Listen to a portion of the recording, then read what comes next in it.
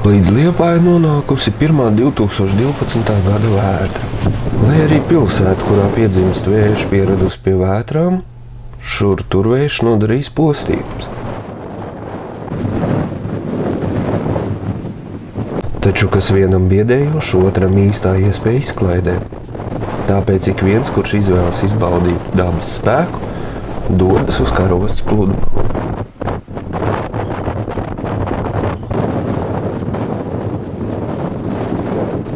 Vieni te atrod iespēju izbaudīt jūras spēku kā vērotāji, citi metas milzīgajos viļņos un gūs no tā prieku.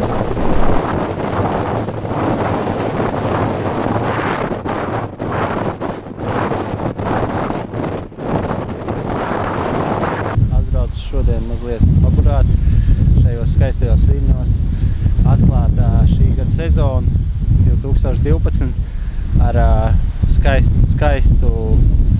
skaistiem mirkļiem jūrā un izbaudīt vēju un jūru, kā jau Liepājā, pilsētā, kurā piedzimst vējš.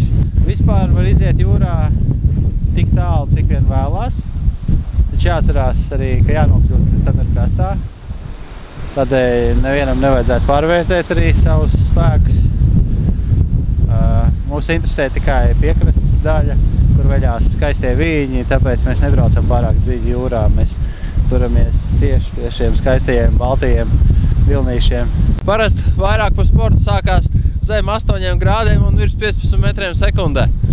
Tad jau ir vairāk tāds izdzīvošanas režīms. 25 kā mēra, kur mēra? Ja pamēra tur 9 stāvenē augšā, gan jau, ka būtu vairāk, pie ūdens varbūt arī mazāk.